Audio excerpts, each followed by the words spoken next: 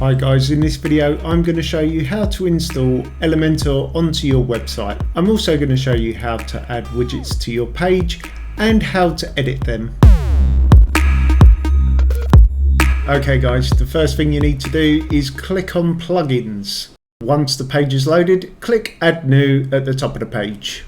In the search bar on the right hand side, type in Elementor and push return. Once the page is loaded, click install now on Elementor website builder. Give it a second to install, and once it has, click activate. Your active plugins list will now update, and as you'll notice on the left hand side, Elementor is installed on your dashboard.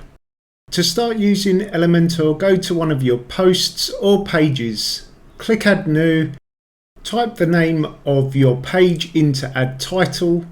For the purpose of the video, I'm not actually going to add a page name here. I'm just going to click edit with Elementor on the top row here and let Elementor generate a page name for me.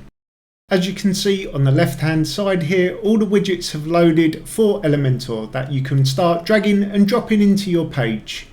All the widgets with padlocks on are available on Elementor Pro. Anything without a padlock can be freely used on your website. Make sure to hit the subscribe button, as there will be more video tutorials on how to use Elementor and Elementor Pro very soon. In the meantime, all you need to do is start dragging widgets that you can use to help create your website.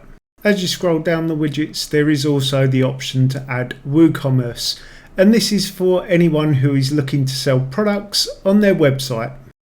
At the very bottom of the page, you'll also notice a number of WordPress widgets that you can use in conjunction with Elementor. As you can see, there are many options for you to choose from, and you can start using these straight away. What I'll do now is scroll back up to the top of the page and add one of the widgets. I'll choose one at random and show you how to customize the widget. As I said earlier, all you need to do is drag the widgets onto your page. On the whole, all widgets will have a Contents tab, a Style tab and an Advanced tab. In the Contents tab, you'll be able to change images, titles and paragraphs. You'll also be able to add links and your dynamic content. Moving on to the Style tab, and this is where you'll normally change the colour of your text and your buttons. You'll also be able to change the size of your font in here. Finally, moving on to the Advanced tab, and this is where you'll change your margins, padding, and you'll be able to set things like motion effects and your borders. Other things you can add here is custom CSS coding, attributes, and you can change the responsiveness of your page. Remember that each widget is slightly different, so not all features will be available. Remember to like and subscribe to this video and hit the notifications icon for when I release new videos on Elementor.